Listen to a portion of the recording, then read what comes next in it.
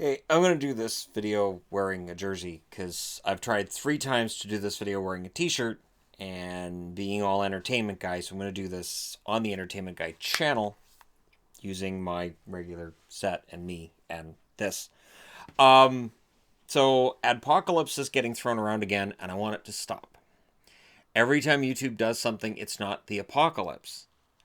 For some users, it is. For some channels, it is. I don't envy YouTube in trying to moderate what is deemed to be hate speech and moderate what is deemed to be unsuitable. And they have to. This is not just. And the funny thing is, people say, well, it's a publisher thing. I I don't. Not exactly. Not exactly. Um, if I go to a newspaper and I say I wrote this article, publish it. They don't have to. I kind of see YouTube like that, where we upload this all these videos onto their service, but they don't have to host those videos. They don't. There's no. And again, you have to look at this from a business point of view. And I think where people got upset was when YouTube started being run like a business that needs to make money because it was losing money rapidly. That's how Google ended up getting it because it was just losing money, and eventually it would have gone down. So for people who say, well, I liked it before there was ads, it's better when there wasn't any advertising. I miss the old days when it was just cutesy little videos by nobodies. Again, that was a platform that was losing money hand over fist. And so, it was popular, but it'd be popular if I went outside and said, hey, everybody, who wants some of these? Feel like, man, what a great guy he is. But eventually I run out, and then there's remorse of, oh, I'm losing on this deal. So that's kind of where YouTube was, and now they've got all these big advertisers and it's big money. And what's driving me nuts is the mainstream media on this. And I never say mainstream media. I don't. But they're driving me insane. And it's both sides. Because the media always tries to put YouTube in a box. And I don't mean like the company, the parent company, but YouTubers. Oh, they're doing this. Oh, they're doing that. Okay. There are millions of channels. You can't just, paint us all with one brush. Okay, this is what YouTubers are now. This is what everything is now. This is where and so for the company, I feel bad because there are literally over three, I want to say 4 million channels, and that's channels with videos. So it's just listing channels with videos. I'm trying to think with Social Blade. I think it's in like the 4 million range. So that's not counting all of the channels that don't have videos where you might just have your picture and there's nothing on it. So there are so many places where horrible, hateful, terrible content could be hiding. And they're trying to root that out. Now it means that they're going to have to use automated bots. It means that there are going to be some innocent casualties in all this. There always is. And, I got hit myself during the one in 2017. What mitigated that, though, what made it better, is that my channel was growing. So even though a lot of my videos were getting hit and it was negatively impacting those videos, and the way that my channel is set up, most of the money will get made that first 24 hours. So while I'm appealing and getting that remonetized, I've already lost all the money that video is going to make. The fact that the channel was growing meant that my revenues still slowly inched their way up, much, much slower than they would have if not for the apocalypse, the ad apocalypse. So, and then the other mitigating factor too, and I'm not sure how this is affecting some of these channels that have been hit. YouTube Premium is totally different. When you subscribe to YouTube Premium, and I'm a premium subscriber, I signed Yvonne up as well, so I've got a family account, which is $17.99, which sounds like a lot, but you know what? I trimmed about $30 off of our cable bill this week, where I went, yeah, we don't need that. I trimmed $30 off, no problem. So to take some of that and then say, no, I'll just throw $17 at YouTube every month, then I don't have to worry about ads. And then at the same time, apparently, YouTube Premium pays out better towards creators than does the ad revenues. Now, when I looked at my percentages this morning, 6% of my ad revenue over the last 365 days has actually been YouTube Premium. So those are people who aren't getting ads. So when people say, well, just use ad blocker. Well, then nobody gets paid anything. So that's, and again, I get it, because I've had ad blockers installed. I don't have any installed right now because I don't really care. They're not as obnoxious as they used to be for people who get upset about ads. I'm telling you, when you would load up a website and there'd be 3 pop-ups, and then there'd be the pop-unders, and then every time you close one, 2 more, it's, oh my God, I can't get out of here. And there were times where I'd have to turn my computer off. I'd be like, holy crap, I can't get out of here. There's more pop-ups and more pop-unders. What's going? It might be a news site that I thought I was clicking on. And no, it was just a bunch of spam crap. Or I might be looking at, this happens a lot when you look at fixing your computer, fixing your browser. And it's like, they just, people with broken browsers are coming here. We're going to drill them with ads and crap and malware. And it's just awful. So I don't see as much of that now as I used to. Now, of course, I don't browse the internet as much as I used to. I stay to basically my certain 5 or 6 different websites and just stay away from the rest of it. Mostly hockey related stuff. But that to me was obnoxious. If an ad loads up and I go, well, that's a 2-minute ad. All right, I'm going to go get myself something to drink. And then I come back with a can of pop, and then the ad's almost done by the time I do that. So it's not really a big deal. It doesn't really take any time out of my day. But again, being a premium subscriber, it means I don't have to do that either. And I feel like that there's a better quality in the videos than there was. I know that's probably just me, but it feels like they're higher quality than they were. It's so I don't think that's affected. So when you see all these people saying, I'm demonetized, if they're just demonetized, I'm pretty sure they still get the premium revenue. So if you're a premium subscriber to YouTube and you watch these guys and you go, they're not getting the money, they will get the money via your watching time.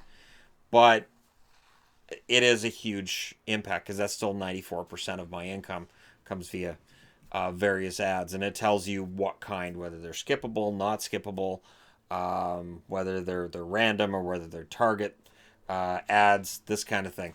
It's really interesting to get into. And at some point I may very well put up a video where I give just data on, this is for me, this is where this comes from. And the most interesting thing to me has always been the geography. Where do my views come from? And I don't know the stats on this channel. This is a much smaller channel than the main one. I know on the main one, it's mostly Canada and the US. Sometimes the U.S. is much higher than Canada. For instance, right now we got 2 American teams in the Stanley Cup Final. I'd be very surprised if my subscribers right now aren't mostly watching from the U.S. side of things. That being said, I know that there's a lot in Finland and Sweden and other countries in Europe. There's all over the world, and it's always been fun for me to look at that. And I remember the first time I looked and I just went, somebody in China watched the video? China? Japan? What? South Korea, what is going on here? I remember just my mind was blown by that. And again, I don't envy the company in charge of all of this because YouTube has to try to make it so it's as palatable as possible to advertisers and to creators from all around the world. So when I see things about, there's freedom of speech, it's a global platform and their advertisers are from everywhere. And they have to serve advertisers and they have to weigh profits versus the whole freedom thing that everybody wants to have. And then trying to define what is and what isn't truth in today's day and age is really difficult to do. And I see people make that mistake on both sides of the aisle. So I'm not trying to make a comment about one side or the other. There's definitely misinformation everywhere right now. And so for YouTube to put themselves in a position where, okay, we're going to regulate hate and disinformation seems to be a part of it, have fun with that. Because, again, and the way I've put this before, this is the 4th time I've tried to do this video, and I feel like this is going a little bit better than the first 3. Because it can get into an area where I go, that's going to cause so many arguments. That's going to cause so many... No, I can't say that.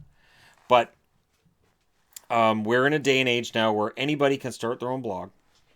That blog can be linked to by somebody on Facebook who shares it. 20 people click on it through that share. Say 5 of them share it. Before you know it, you've got something that's gone viral. And you've got a large number of people in a vacuum who say, we believe this happened because we read this here. And now they're all corroborating their own theory and they're adding to it and they're cobbling together something else. And this doesn't make sense and this doesn't. And so then at the end of it, you have this fully fleshed out idea that's supported by people that may be complete and total, to quote Homer Simpson, bullplop. Grade A, bullplop. And so when it gets published on here, it's now up to the company to go, okay, this is false. And it's going to make a lot of people angry. Make a lot of people angry. And yet they may have advertisers coming in and going, hey, we don't want to be advertising on this. Why is this on here? Why are we on there? Because if as an advertiser, they don't like where they're being advertised, they can take the advertising dollars and move them somewhere else. So that's the balancing act they have, and I don't envy it at all. It is a really fine balancing act because somebody somewhere will always be offended no matter what you do. Everybody's offended by everything now. And this isn't just, well, liberals are offended or conservatives. No, everybody's offended all the time. And I've gotten to the point now where I stay as far away from Facebook as possible because I get angry at both extremes where I'm like, okay, that didn't happen. And then I look at somebody else's and I go, well, that didn't happen either. What the hell? What's this about? Oh God, no, that nobody said that. What's this? No, you can't do that. Like, and I start to just get angry about it. There was one post I was even ready to answer somebody who said something that I thought was offensive. And then I realized that my friend who had originally posted it where that comment was, my friend agreed with the offensive post. And I went, all right, I'm out of here. And I went and played the Xbox because that's what it's there for, to just relax and just forget about all that. So I'd be interested to know what other people think in regards to the latest apocalypse. They're all going to die. Stop calling it an apocalypse. I know adpocalypse is the term, but apocalypse at the end tells you everybody's in deep trouble. I understand that there are a number of channels affected. I'm not trying to belittle that, but I do think that term gets thrown around way too much. It gets thrown around every single time something happens, whether it's the one where they were cracking down on channels with kids in them, whether it's whatever the crackdown is, immediately that apocalypse thing gets thrown out there. And the reason that I don't like seeing it get thrown out there is eventually we're numb to it. So when something really, really big comes down and it does evolve into that kind of thing like it did 2 years ago, people are going to be like, oh, that happens all the time, whatever. And it may not get the proper attention and therefore may not get properly resolved because there may not be pressure on the parent company to resolve it because people are going to be like, that happens all the time, whatever. And the company themselves can go, yeah, this happens all the time. So slippery slope, that kind of thing. But let me know what you guys think in the comment section below as always.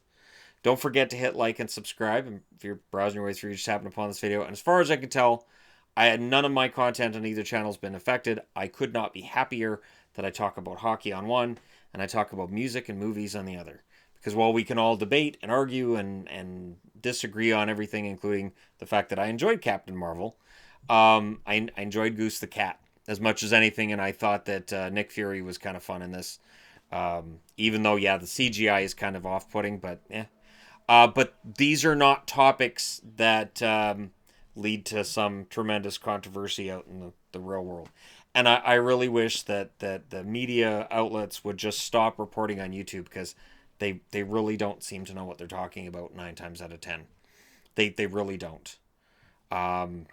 Go talk to YouTubers. Go actually sit down and talk to YouTubers about what we do as our job, what we do, how we get paid, and how the whole thing works.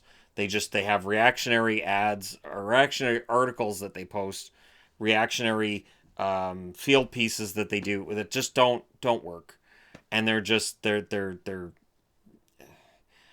it's just stupid. I again, talk to a number of people and do your research.